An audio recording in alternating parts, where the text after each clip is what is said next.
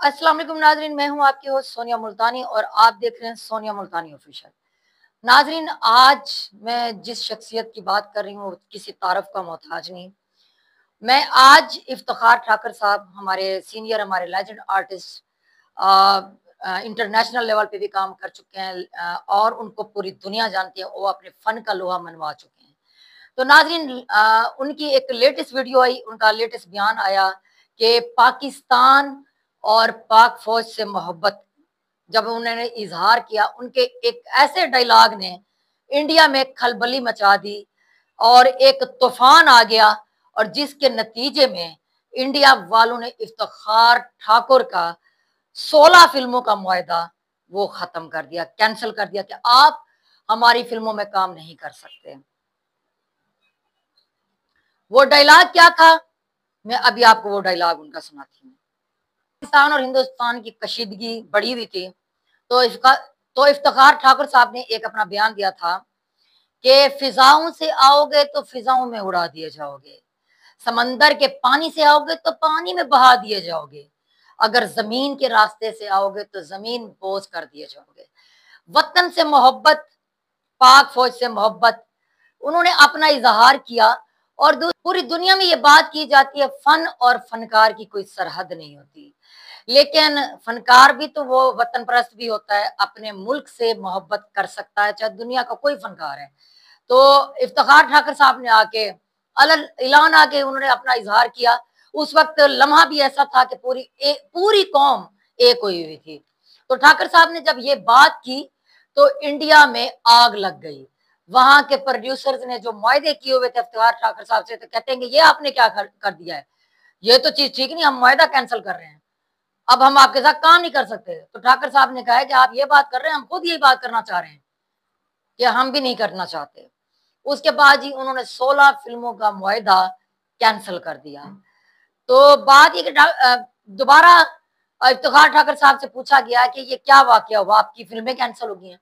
उन्होंने वाकया एक बताया कि मैं जब छोटा था, मेरी वालदा की बड़ी ख्वाहिश थी कि मैं पाक आर्मी ज्वाइन करूं, और मेरी वालदा कहती थी कि मैं चाहती हूँ मेरा बेटा बड़ा होकर पाक आर्मी ज्वाइन करे, और अगर खुदा ना खास्ता कभी कोई ऐसा मसला हो जाता है अपने मुल्क के लिए लड़ने का, अपने मुल्क के लिए खड़े होने का, तो मैं चाहती हूँ कि मेरा बेटा अपने वतन पे कुर्बान हो जाए और मैं एक शहीद की माँ कहलाऊं।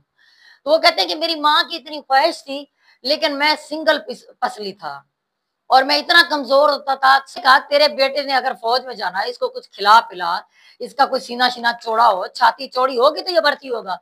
वो कहता है मेरी माँ मुझे बड़ा कुछ खिलाती थी, मैं फिर भी मोटा नहीं होता था। मुझे मेरी माँ एक डॉक्टर के पास ले गई। डॉक्टर ने कहा है कि इसको हर हफ्ते ग्लूकोज की बोतल लगाई जाए और इसको इसकी खुराक का ख्याल रखो, इसको अच्छा खिलाओ पिलाओ, शायद इसकी सेहत ठीक हो। लेकिन वो कहते हैं कि मेरी सेहत अच्छी नहीं हुई, मेरी माँ की बचपन की ख्वाहिश थी, और मैं भी अपने वतन से, अपनी पाक आर्मी से बहुत मोहब्बत करता हूँ, करता था, मुझे भी बड़ा शौक था, मैं नहीं जा सका। लेकिन जब वक्त आया तो मैंने बात की। ये मेरे दिल की मोहब्बत है कि मैं अपनी पाक आर्मी से कितनी मोहब्बत करता हूँ। तो नाजरीन, आज आप ये देख लें कि पाकिस्तान में जो फिल्में बनाई जाती हैं उसका इतना मुआवजा नहीं होता। जब फनकार बाहर जाके काम करता है उसका मुआवजा बहुत ज्यादा होता है, और इन्होंने बाहर की फिल्मों में अपना लोहा मनवाया फन का, और वहां से ये अच्छा खासा कमा के आते थे। जो पाकिस्तानी चंद फनकार हैं जो इंडिया के साथ मिलकर फिल्में कर रहे थे। और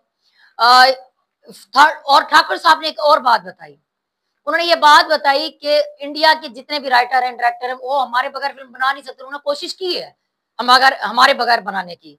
जैसे चल मेरा पुत 1, 2, 3, 4 जितने पार्ट रहे, उनके अलावा उन्होंने कोशिश की कि इनके बगैर हम फिल्मों में काम करें ना, उनसे वो कॉमेडी हो सकती है।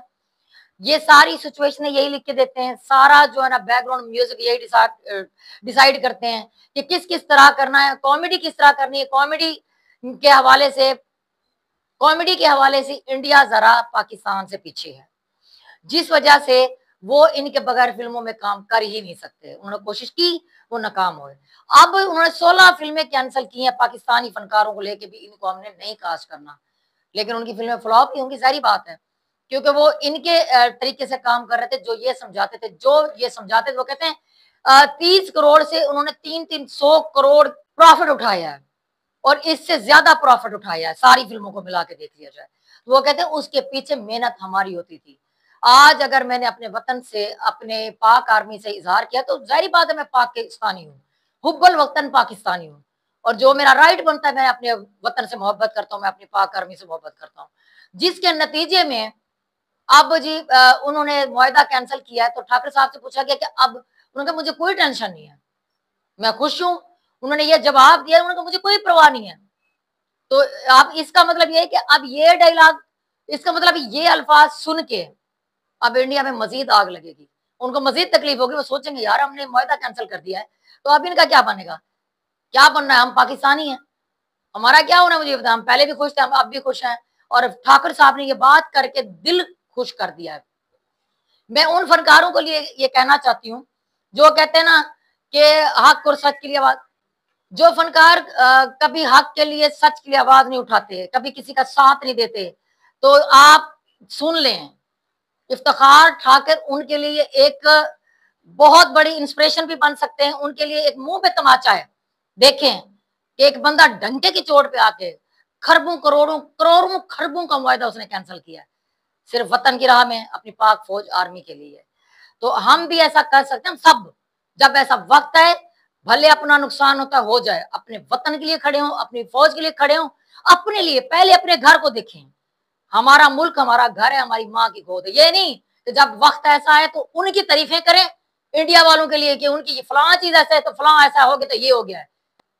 यहां पता चलता है कि हम सच्चे पाकिस्तानी हैं, हम हलाली हैं, हम नस्ली हैं। तो ठाकर साहब ने ये साबित किया है कि शेर का पुत्र है। ठाकर साहब ने ये साबित किया है कि पाक फौज से वो कितनी मोहब्बत करते हैं। उन्होंने साबित किया है कि वो एक सच्चे पाकिस्तानी हैं। तो ये करना चाहिए। आज उन्होंने करोड़ों रुपए नहीं देखे, खरबों रुपए आते हुए नहीं देखे, उन्होंने आज ये देखा है कि मैं कहाँ खड़ा हूं। चाहे हम जहां भी चले जाएं दुनिया में, वापस तो लौटना अपने पाकिस्तान में, अपने मुल्क में। तो हमें अपने पाकिस्तान से, अपने मुल्क से मोहब्बत करनी चाहिए। ठीक है, फन और फनकार सर्दों का मोहताज नहीं होता, लेकिन जहां बात आए अपने मुल्क की, मुल्क हमारा, हमारी माँ है, हमारी माँ की गोद है। जब अपनी माँ पे कोई बात आए तो फिर बंदा कोई मुआहदा ना देखे। जब माँ पे बात आए तो कोई प्रॉफिट ना देखे, पैसा मायने नहीं रखता। तो ठाकर साहब ने ये साबित किया कि उनके लिए पैसा मायने नहीं रखता, अपना मुल्क, वतन और अपनी पाक आर्मी वो कितनी मायने रखती है, उन्होंने साबित किया। तो हम सबको भी ऐसे साबित कदम होना चाहिए। ठाकर साहब, मैं आपको सलूट करती हूँ, मैं आपके साथ काम कर चुकी हूँ और मुझे बहुत पहले भी आप बहुत अच्छे लगते थे। आपका काम अलग है, आपकी सोच अलग है, लेकिन आज आपने करोड़ों पाकिस्तानियों का दिल जीत लिया है कि अपने वतन के लिए जब वक्त आए तो खड़े हो जाओ, हर प्रॉफिट एक साइड पे रख के। तो नाज़रीन, आप इफ्तिखार ठाकर साहब के बारे में क्या कहते हैं, उनकी ये मोहब्बत अपने मुल्क से, अपनी पाक आर्मी से, इस बारे में आप क्या कहते हैं, अपनी राय का इजहार जरूर कीजिएगा। आपसे मुलाकात होगी मेरी अपने अगले ब्लॉग में, तब तक के लिए अल्लाह हाफिज। पाकिस्तान जिंदाबाद।